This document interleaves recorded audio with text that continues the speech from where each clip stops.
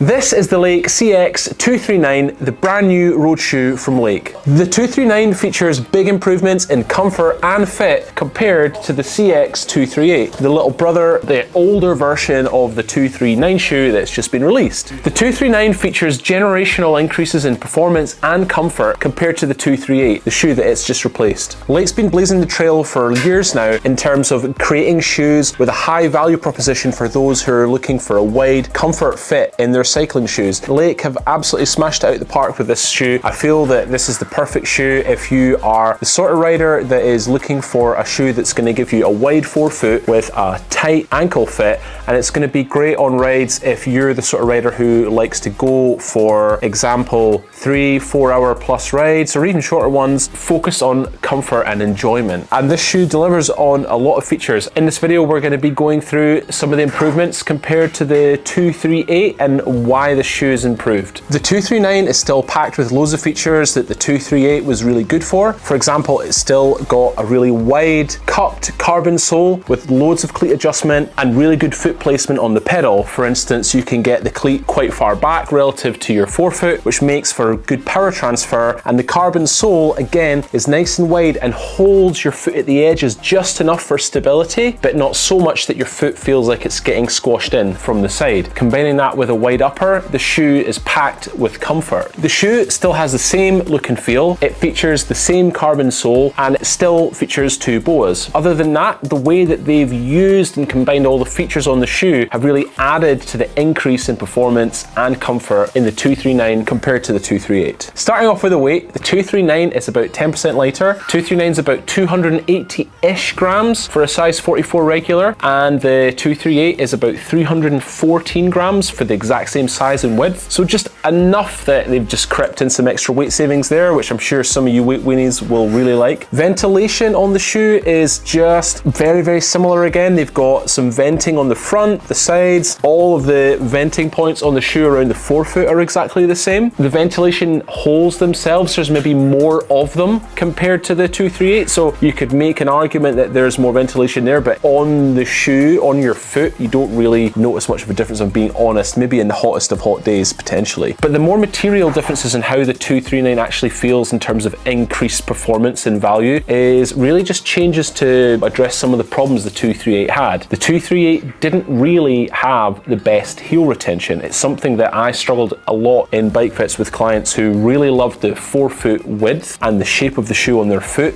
but they struggled with a feeling of their ankle slipping out of the heel cup. You can't really see it that well when you look from the side, but when you start to feel with your fingers the shape of the heel cup, and when you put your foot inside of the 239, you notice straight away that the way that they've shaped the actual cup of the heel itself, it really wraps around the heel bone of your foot really nicely. It lends itself more to a stable push. When your calcaneus, so the fancy word if you like for heel bone, is retained by a shoe, it just allows the foot to sit more square, and it complements riders with orthotics who really are looking for a nice straight and aligned push on the pedal stroke. Having that heel retained just adds to the extra stability and comfort on the shoe from more of a kind of performance standpoint. Moving forward into the shoe, they've increased the spacing of the boa dials, so they still use a really nice Li2 boas, but they've just changed the position of this boa up slightly higher towards the ankle bone, and they've moved this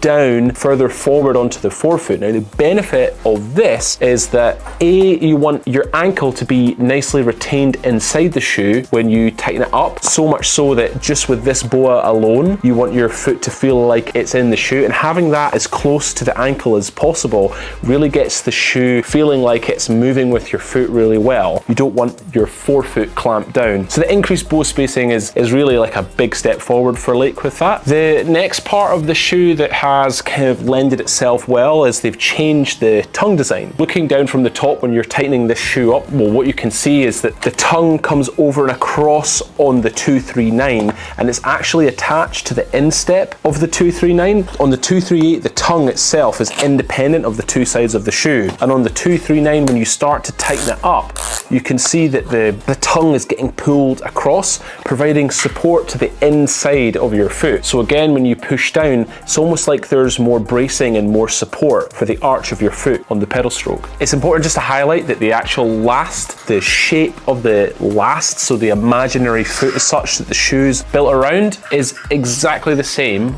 on the 239, 238, so they haven't made any changes there. But the foot shape that you could get into the 239 is definitely going to be wider because of this tongue improvement. Now, the way that the tongue helps is when it's attached to the instep like this, as you tighten it up, it for me feels like you could get away with a slightly more wide midfoot and forefoot in the shoe, just with the way that they've changed the boas. And the reason for that, as it tightens up, it still feels like I could get the shoe tight, even if the foot was maybe just that little bit extra wide, or maybe a little bit wider than is recommended. The way that this tightens up could just feel a little bit more forgiving than with the tongue coming up the way, because with the 238 the give is more up as opposed to width as such. So yes, if you've got a high volume foot that's wide, you'll definitely get your foot in this 238. It's not a bad shoe, but the way that they've kind of used the upper and the shape and the cut of the upper to complement a wide fitting foot, you're definitely getting a little bit more out of that. So yeah, in essence, the 239 is offering a big step up and is very much worth the upgrade. It's got a lot of features that will give your foot an increased amount of comfort over the 238 and a way bigger increase in comfort compared to a standard off-the-shelf shoe. If you have a wide foot and you're just in a cookie cutter brand regular wide fit,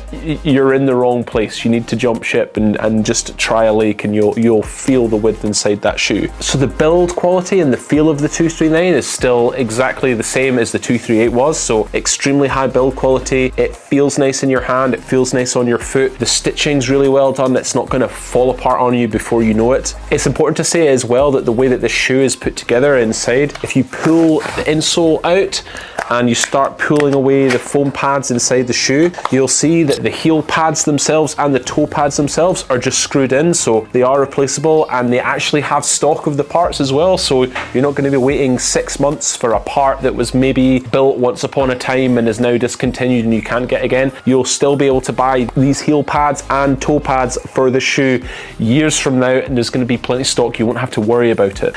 Also, the other benefit of the boas being used on the shoe as well is that the boas are completely replaceable. The laces and the boa ratchets themselves, which also have a lifetime warranty with boa. The 239 is a big step forward compared to the 238, and if this video was helpful for you, then please just drop a like, drop a subscribe. Please ask questions with a comment down below. Really helps this video get driven to other people, and I'd super appreciate it. And yeah, available from edinburghbikefitting.com. Thank you very much.